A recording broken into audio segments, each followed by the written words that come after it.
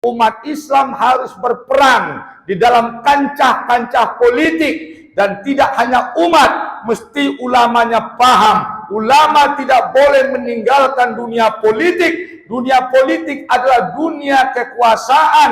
Jika ulama meninggalkan dunia politik, maka tidak akan tercipta baldatun thayyibatun wa rabbun ghafur. Kalau kita ingin baldatun thayyibatun wa rabbun ghafur, maka ulama harus kita sokong untuk kembali berperan di dalam menata kekuasaan, memberikan pencerahan-pencerahan kepada pelaku-pelaku negara. Inilah kebangkitan yang diperankan oleh Rasulullah. Fa'anzir, berikan peringatan.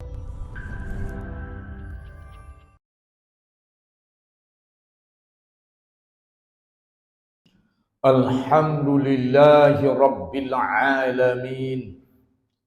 Wabihi nasta'in ala umuri dunya waddin. Asyhadu an la ilaha illallah wahdahu la syarika lah, wa nahnu nashhadu anna Muhammadan abduhu wa rasuluh la nabiyya ba'da. Allahumma salli wa sallim ala rasulikal karim Muhammadin sallallahu alaihi wasallam. Ibadallah, usikum wa nafsi bittaqwallah, faqad fazal muttaqun. Qala Allah azza wa jalla fil Qur'anil azimil mubin. خوصية لنا جميعا بهذه الخطبة القصيرة. أعوذ بالله من الشيطان الرجيم. بسم الله الرحمن الرحيم. يا أيها المدثر قم فأنذر وثيابك فطهر وربك فكبر وَثِيَابَكَ فَطَهِّرْ وَرُجْزَ فَهْجُرْ وَلَا تَمْنُنْ تَسْتَكْثِرْ. Sadaqallahul azim. Sidang jemaah Jumat yang dirahmati Allah, dalam khutbah yang mulia singkat penuh berkah ini, insyaallah kita akan mengkaji perkara yang menyangkut tentang kebangkitan Islam yang diperintahkan oleh Allah Subhanahu wa taala di dalam surat Al-Mudaththir. Ya ayyuhal mudaththir, hai kalian yang berselimut, wahai orang yang berselimut, wahai orang yang terbungkus, wahai orang yang tidak bangkit, wahai orang yang terlena oleh selimut-selimut jabatan, selimut-selimut profesi, selimut-selimut kesibukan, segala bentuk yang tidak bermanfaat untuk agama. Bangun, bangunlah kalian, singkirkan selimut kalian, bangkit dari kelalaian, bangkit dari hal-hal yang tidak berpotensi untuk agama. Ya ayyuhal mudaththir, hai orang yang berselimut, qum, bangun. Fa'anzir, beri mereka peringatan. Beri peringatan kepada umat, beri peringatan pada yang lalai, beri peringatan kepada ahli maksiat, beri peringatan yang zalim, beri peringatan yang fasik, berikan peringatan-peringatan yang sesuai dengan Al-Quran dan Sunnah, sesuai dengan tuntunan Allah dan Rasulnya. Ya ayyuhal mudaththir. Maka sidang jemaah Jumat yang dirahmati Allah, kebangkitan, qum, bangun. Maka nampak dalam sejarah berbagai macam langkah kebangkitan telah mengukir sejarah Islam.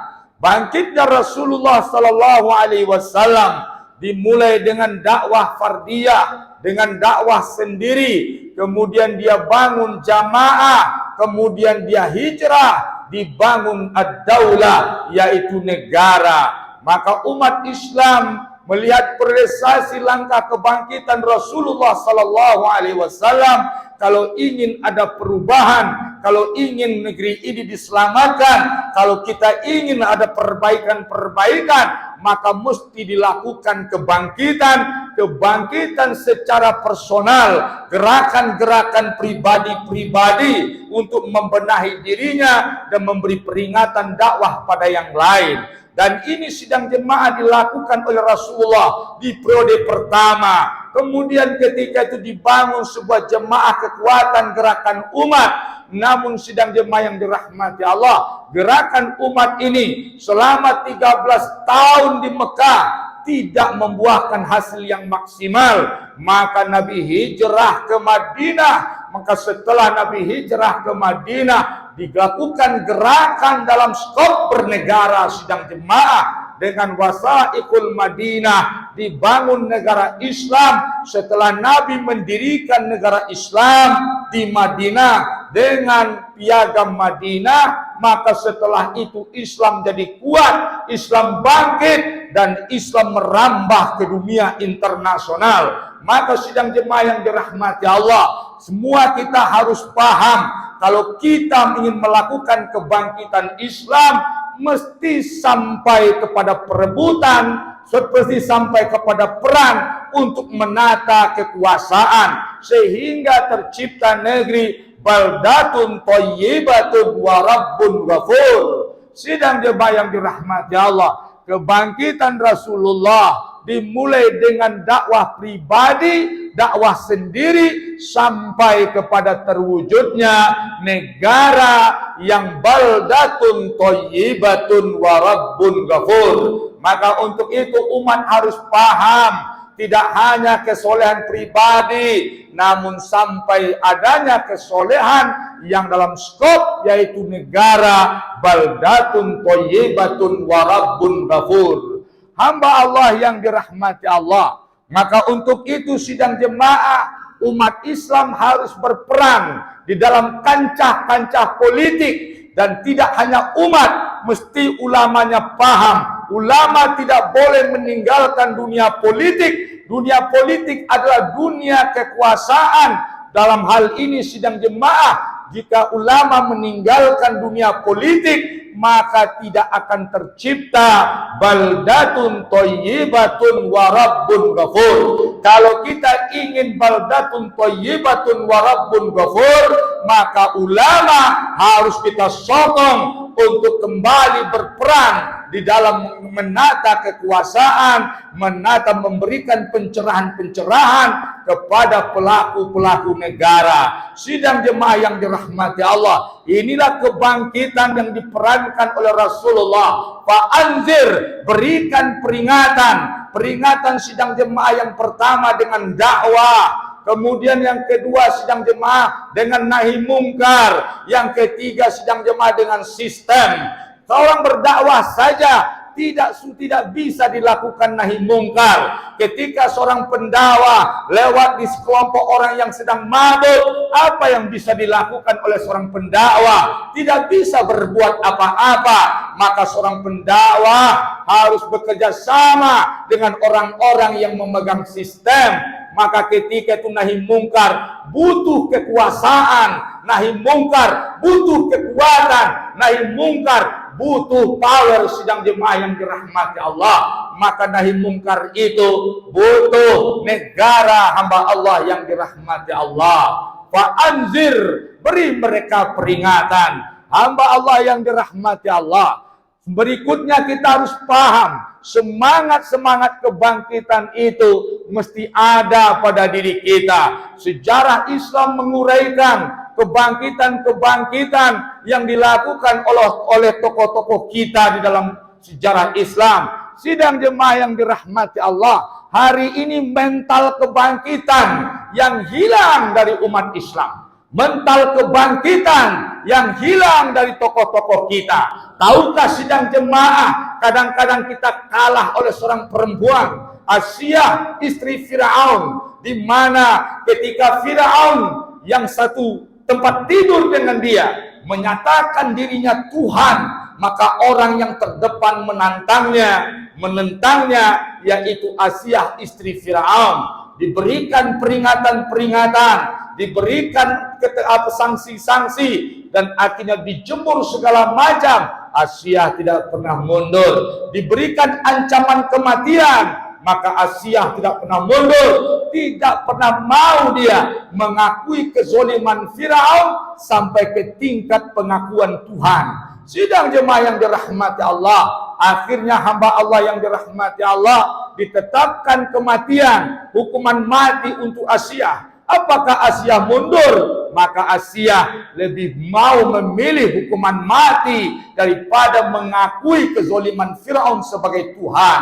Dibawa dia ke tempat yang tinggi, kemudian ditidurkan dia di bawah batu besar ke tempat yang tinggi, akan ditimpukan kepada Asiyah. Ketika itu Asiyah berdoa kepada Allah, Rabbi habli, Rabbi ibni li baitan, Rabbi ibni li indaka baitan fil jannah. Ya Allah, bangunkan untukku rumah di surga, wa najini min fir'auni wa amalih, dan selamatkan aku dari Firaun dan pekerjaannya, dan selamatkan wa najini minaz zalimin, dan selamatkan aku dari kejahatan orang-orang zalim. Sidang jemaah Jumat yang dirahmati Allah, begitu kehebatan mental Asiyah dengan kebangkitan sendirian menentang Firaun di tengah istana, di tengah tentara Firaun, dan beliau punya mental keberanian, kebangkitan untuk menjaga agamanya. Begitu juga Masita yang kisahnya terkenal sama kita paham semuanya. Satu persatu anaknya dijatuhkan ke dalam kuali yang ada minyak mendidihnya. Maka satu anak pertama memutih, hancur tubuhnya dan terapung tulang-tulangnya. 1, 2, 3 sampai terakhirnya dia pun diseret ke dalam kuali panas. Kemudian ketika itu dia bertanya, ya Firaun, tolong aku beri satu permintaan. Apa yang kau mau, wahai Masita? Sudah taubatkah engkau? Sudah sadarkah engkau? Kenapa tidak dari tadi sebelum anakmu mati? Kata Masita, ya Firaun, ya Firaun, nanti kalau aku mati, setelah aku kau bunuh ini, maka kumpulkanlah tulang-tulangku dan kuburkan di tempat yang sama dengan anak-anakku. Maka Firaun kemudian, hadza laki ya Masita. Sidang jemaah yang dirahmati Allah, itulah mental-mental kebangkitan kaum perempuan di dalam sejarah keemasan Islam. Sidang jemaah yang dirahmati Allah, mental kebangkitan si pemabuk sidang jemaah bernama Abu Mihjan dalam perang Qadisiyah, perang sejarah yang tidak boleh dilupakan. Perang Qadisiyah adalah perang di mana mengalahkan Parsi.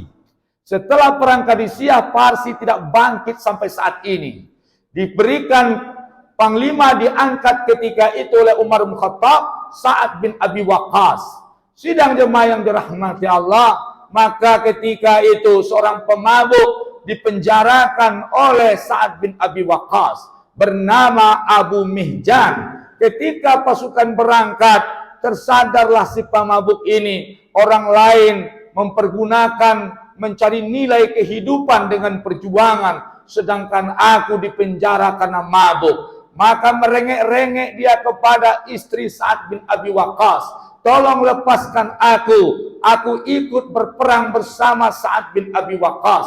Jika aku nanti meninggal dunia di sana syahid, maka ikhlaskan kepada Allah. Jika aku hidup, aku akan kembali ke tempat ini, melanjutkan sisa hukumanku. Aku yang akan mengunci pintu penjaraku, dan aku yang memasangkan rantai di tangan dan di kakiku. Maka tidak bisa istri Sa'ad bin Abi Waqqas memenuhi permintaannya. Merengek-rengek dengan syair-syair yang sedih, maka akhirnya terguncang istri Sa'ad bin Abi Waqqas. Dia lakukan sholat istikharah dan diberikan keputusan, diizinkan untuk berperang. Kemudian sidang jemaah, dari tempat itu dengan seekor kuda, sebilah pedang, satu perisai, maka dia terus menuju tempat pertempuran. Di saat Abu Mihjan datang, umat Islam sedang porak-poranda karena kekalahan, karena saat cedera tidak bisa mengendalikan pertempuran, kakinya cedera. Di saat maghrib datang di ambang kekalahan umat Islam, maka muncul seorang pemabuk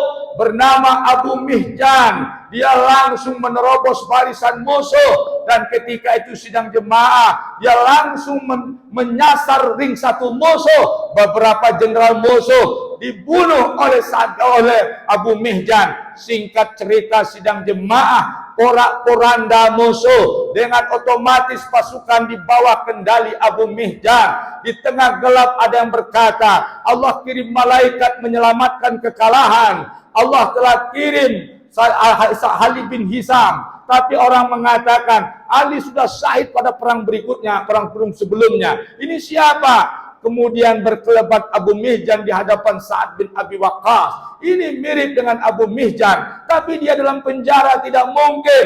Maka singkat cerita, dini hari perang telah dimenangkan oleh umat Islam di bawah pimpinan seorang pemabuk Abu Mihjan. Maka orang mengumpulkan ghanimah, orang berbagi ghanimah, harta rampasan perang. Abu Mihjan yang tubuhnya penuh dengan luka kembali mengendarai kudanya, terus kembali ke penjara dengan luka-luka di sekujur tubuhnya, tidak mengambil haknya dari ghanimah, dari rampasan perang. Dia langsung masuk penjara, menguncikan pintu penjara dengan tangannya, memasangkan rantai di tangan dan di kakinya. Kemudian ketika itu dia terjatuh di pojok penjara karena darah sudah banyak yang mengalir di tubuhnya. Maka ketika itu istri Sa'ad melihat, tapi dia seorang wanita, tidak bisa membantu Abu Mihjan. Ketika perang sudah usai, maka pasukan kembali, disambut Sa'ad bin Abi Waqqas oleh istri-istri para pejuang. Maka ketika itu berkata istri Sa'ad kepada Sa'ad bin Abi Waqqas, "Mada fa'alullahu bikum?" Bagaimana Allah memperlakukan kalian? Maka ketika itu Sa'ad mengatakan, Allah telah memberikan kemenangan yang mengakhiri semua kekuatan Parsi. Maka ketika itu diceritakan, ada seseorang yang telah menyelamatkan kekalahan kami. Ada orang mengatakan dia Ali bin Hisam, dia ada yang mengatakan malaikat, tapi aku melihat berkelebat mirip Abu Mihjan, tapi dia dalam penjara. Maka sang istri ketakutan, telah mengambil keputusan tanpa izin suami sebagai gubernur. Wahai suamiku, ampuni aku, la huwa Abu Mihjan, la huwa Abu Mihjan, la huwa Abu Mihjan. Penyelamat kalian itu benar-benar Abu Mihjan. Dia ceritakan janji-janji Abu Mihjan yang akan kembali ke penjara, memasangkan rantai di tangan dan di kakinya dengan tangannya sendiri. Terus ditanya oleh Sa'ad, mana Abu Mihjan? Wahai suamiku, cepat bantu Abu Mihjan. Dia sudah terkulai di penjara dengan luka di sekujur tubuhnya. Maka berlari Sa'ad kepada penjara, ke penjara. Dibuka penjara, dipeluk Abu Mihjan. Ya Abu Mihjan, engkau yang telah menyelamatkan umat Islam dari kekuatan Parsi. Engkaulah pahlawan kami. Dan dengarkan Abu Mihjan, aku bersumpah berjanji setelah ini tidak akan pernah mempenjarakan engkau, wahai Abu Mihjan. Kemudian Abu Mihjan berkata terbata-bata, ya Sa'ad, aku juga berjanji di hadapan Allah, engkau dengarkan baik-baik.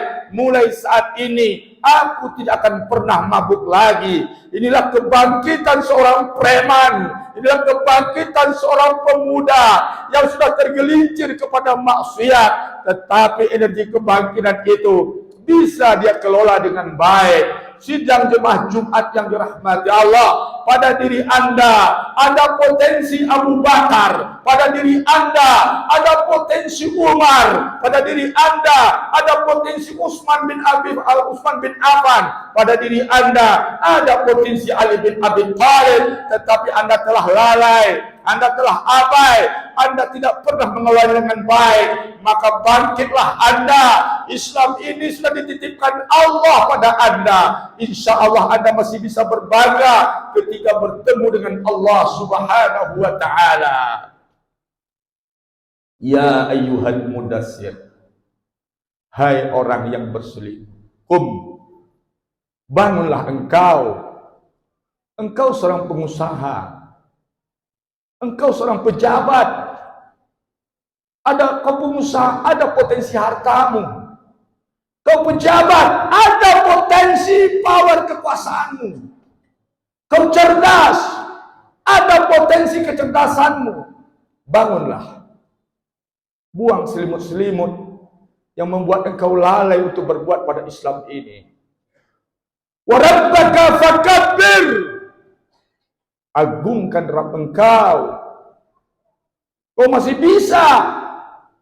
Agungkan Rabb engkau dengan hartamu, dengan jiwamu, dengan kekuatan yang ada di tanganmu, dengan kekuasaanmu. Agungkan Rabb engkau. Mudah-mudahan engkaulah Abu Bakar di akhir zaman, Umar bin Khattab di akhir zaman, Utsman bin Affan di akhir zaman, Ali bin Abi Thalib di akhir zaman. Jika sudah tidak ada lagi kesempatanmu, sudah tua. Saya tutup khutbah ini. Saya akhiri khutbah ini dengan sebuah orang tua yang berjuang. Tahukah Anda Abu Ayyub Al-Ansari? Orang yang pertama menjamu Rasulullah ketika hijrah ke Madinah. Di usia tuanya, dia diangkat oleh Muawiyah menjadi jenderal untuk berperang membebaskan Konstantinopel. Dipasangkan jenderal tua dengan jenderal muda Yazid bin Muawiyah. Usia Yazid 17 tahun. Abu Ayyub Al-Ansari 80 tahun. Berpasangan jenderal tua dengan jenderal muda. Tetapi setahap perperangan terluka Abu Ayyub Al-Ansari. Sakit parah. Dikunjungi oleh Yazid. Wahai Abu Ayyub, adakah wasiatmu untuk urus? Katanya dua perkara, wahai Yazid. Pertama, engkau sampaikan salamku kepada semua pasukan. Kedua, jika aku meninggal dunia, kau pilih pasukan terbaik. Kau naikkan jenazahku ke atas kuda. Kau bawa ke tengah kota Konstantinopel sejauh kau sanggup, wahai Yazid. Dan sesampai engkau di situ, kuburkan aku di tengah kota Konstantinopel, di tengah kota orang Kristen. Maka ketika itu meninggal Yazid, dilaksanakan tugas ini oleh meninggal Abu Ayyub, dilaksanakan oleh Yazid. Sampai sejauh hal yang mampu diterobosnya. Kelengahan penjagaan dari Konstantinopel, berhasil Yazid menerobos Konstantinopel sampai ke tempat Istanbul sekarang. Sampai sekarang ada kuburannya. Dikuburkan Abu Ayyub dengan segera. Setelah dikuburkan, maka orang Konstantinopel baru sadar. Maka turun petinggi-petinggi pejabatnya dan kemudian digugat oleh kaisar. Apa yang kalian lakukan? Kata Yazid, aku menguburkan jenazah sahabat nabiku. Ini wasiatnya. Bongkar, biar kubagikan jenazahnya kepada anjing. Kata Yazid, siapapun di antara kalian yang berani menyentuh jenazahnya, aku Yazid bin Muawiyah, anak khalifah kaum muslimin, tidak ada orang kafir Kristiani yang aku jumpai di wilayah kekuasaan ayahku, melainkan ku penggal semua lehernya. Ketika itu berbisik para pendeta kepada kaisar, biarkan saja. Maka ketika itu terkuburlah Abu Ayyub Al-Ansari. Orang tidak tahu kenapa Abu Ayyub ingin dikuburkan di tengah jantung kehidupan orang Kristen. Maka jawabannya sidang jemaah, di zaman Sultan Murad, dia punya anak namanya Muhammad. yaitu yang kelak bergelar Muhammad Al-Fatih. Dimandikan sang anak sejak kecil, setiap mandi dilihat, nak, kau lihat di seberang sungai sana, di seberang sana, nak, itu kota Konstantinopel. Di situ terkubur jenazah sahabat Nabi yang mulia Abu Ayyub Al-Ansari. Sejak dia terkubur, tidak pernah dia mendengar suara azan, tidak pernah dia mendengar suara orang mengaji baca Quran, tidak ada yang melainkan lonceng-lonceng gereja. Nak, kau bebaskan negeri itu, kasihan kita sama Abu Ayyub Al-Ansari. Biarkan Abu Ayyub mendengar suara azan. Setiap hari diberikan peringatan itu kepada Muhammad Al-Fatih.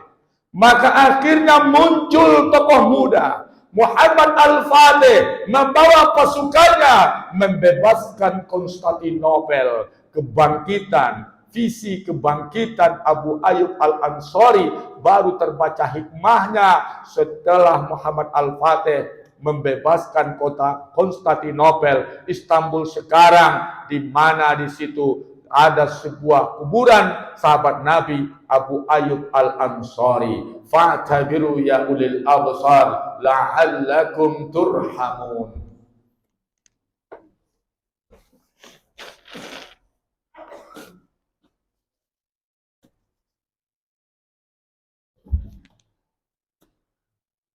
Alhamdulillahi Rabbil Alamin. Asyhadu an la ilaha illallah wa asyhadu anna Muhammadar Rasulullah. Ibadallah, usikum wa nafsi bittaqwallah faqad fazal muttaqun. Qala Allah azza wa jalla fil Qur'anil azimil mubin. A'udzu billahi minasy syaithanir rajim. Bismillahirrahmanirrahim. Qul huwallahu ahad, Allahus samad, lam yalid wa lam yulad wa lam yakul lahu kufuwan ahad.